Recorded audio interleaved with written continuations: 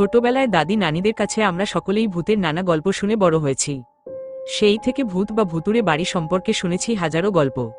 আধুনিক পৃথিবী যেভাবে ভূত প্রেতের অস্তিত্বকে অস্বীকার করে চলে, সেখানে পৃথিবী প্রায় সব দেশেই এখন অবধি ছড়িয়ে থাকা শত শত ভুতুড়ে জায়গা কৌতূহল জাগায় বইকি। তবে বাস্তবে হয়তো কখনো কখনো জনশ্রুতিতেই গড়ে ওঠে এমন অনেক ভুতুড়ে বাড়ি বা জায়গা। কোনোটিতে থাকে চমকপ্রদ রহস্য, যা এই জায়গাগুলোকে ঘিরে তৈরি করে ভুতুড়ে আবহ। আর এর কোনোটাই যখন শক্ত দলিল প্রমাণ দিয়ে বোঝা যায় না, তখনই জমে ওঠে আসল মজা। এরকমই কিছু জায়গা কিন্তু বাংলাদেশের নানা প্রান্তেও ছড়িয়ে ছিটিয়ে আছে, যা নিয়ে গা ছমছমে গালগল্প চলে এই স্যাটেলাইট আর ইন্টারনেটের যুগেও। আজ জানাচ্ছি সেরকমই একটি ভুতুড়ে বাড়ির গল্প। রাজধানীর ধানমন্ডি এলাকায় অবস্থিত এই বাড়িটি, সঙ্গত কারণে বাড়ির ঠিকানাটি একটু অজানাই থাক পাঠকদের কাছে। ওই বাড়ির সত্যতা জানার জন্য সেই বাড়ির ঠিকানায় হাজির হলাম ভরদুপুরে। বাড়িটি আগে থেকেই চিনতাম, তাই খুঁজে পেতে খুব বেশি ঝামেলা পোহাতে হয়নি। ঝামেলাটা হলো বাড়ির ভুতুড়ে গল্প আদৌ সত্য কি না সেটা জানতে গিয়ে। বাড়ির পাশের চায়ের দোকানের মামা থেকে শুরু করে বাড়ির দারোয়ানের প্রতিটি কথায় ছিল রহস্য। তাদের কথা শুনে প্রসঙ্গ এড়িয়ে যাওয়ার কৌশলে আজ করতে পেরেছি ঘটনা সত্য। বাড়ির ভাড়াটিয়ার আত্মহত্যা। এই বাড়িতে ভাড়া থাকা প্রায় সব ভাড়াটিয়াই বিভিন্ন অদ্ভুত বা ভুতুড়ে কাণ্ড কারখানার সম্মুখীন হন। অনেক সময় গভীর রাতে, রাত 1-2টার দিকে বাড়িটির ফ্ল্যাটের বারান্দায় রাখা দোলনায় কাউকে দুলতে দেখা যায়। ঘটনাটি দেখেছেন এমন লোকের সংখ্যা নেহায়েত কম নয়। এছাড়াও বাড়ির রুমে অনেক সময় নাকি গভীর রাতে কারা হইচই করে, কিন্তু তৎক্ষণাৎ রুমে গেলেও কাউকে দেখা যায় না। বাড়িটিকে ঘিরে লোক মনে কৌতূহলের কোনো শেষ নেই। শোনা যায় উক্ত বাড়িতে ভাড়া থাকত যে ভাড়াটিয়া, তার ছোট মেয়ে প্রায় 11 বছর আগে গলায় ফাঁস দিয়ে নিজ ঘরে মারা যায়। মেয়েটি মানসিকভাবে অসুস্থ ছিল।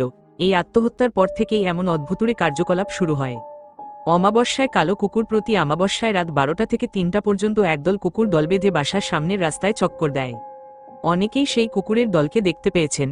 এটা আর নতুন কি, কিন্তু আশ্চর্যের ব্যাপার হলো তারা শুধুমাত্র অমাবস্যার রাতেই উপস্থিত হয় এবং সারা মাসে তাদের আর দেখা যায় না। কয়েক যুবক মিলে একবার রাত করে তাদের দেখার জন্য প্রস্তুতি নেয়। তাদের মাঝে 2 জন কুকুরের কামড়ে মারাত্মকভাবে আহত হয়। যুবকদের প্রায় সকলেই একটি রেডিও স্টেশনে স্বীকারোক্তি দেয় যে সেই সব কুকুরগুলো কালচে বর্ণের ছিল, কারণ অন্ধকারে তাদের স্পষ্ট দেখা যাচ্ছিল না।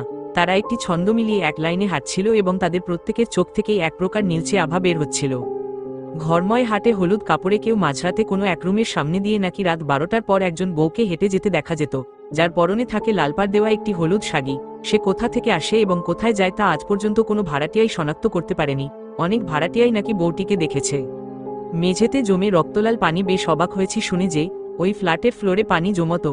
তাও শুধু পানি হলে এক কথা ছিল, যে পানি জমতো সেগুলো ছিল রক্ত রঙের পানি। ফ্ল্যাটের মালিকপক্ষ অনেকবার মেঝে ঠিকঠাক করে দিলেও বন্ধ হতো না সেই পানি জমা। শুধু মেঝেতে পানি জমা সমস্যাই নয়, ছিল বিদ্যুৎ বিভ্রাটের সমস্যাও। এতক্ষণ যে বাড়ি নিয়ে এত গল্প হলো, সেই বাড়ির প্রতিটি ফ্ল্যাটে কিন্তু এমন ঘটনা ঘটে না। ঘটছে শুধুমাত্র একটি ফ্ল্যাটকে ঘিরে। সেই ফ্ল্যাটে এখন আর কোনো ভাড়াটিয়া থাকে না। মালিকপক্ষও এখন আর সেই ফ্ল্যাট ভাড়া দেন না। শেষে সেই বাড়ির দারোয়ানের একটি কথা দিয়ে শেষ করছি। ভূত মানতে গেলে দেখা যাবে আপনার সাথেও ভূত আছে। কথা শুনে মনে মনে হেসেছিলাম। রাস্তায় যেতে যেতে যেমন ভেবেছি, ঠিক লিখতে লিখতেও তেমনটাই ভাবছি, সত্যি আমার সাথেও কি তাহলে ভূত আছে?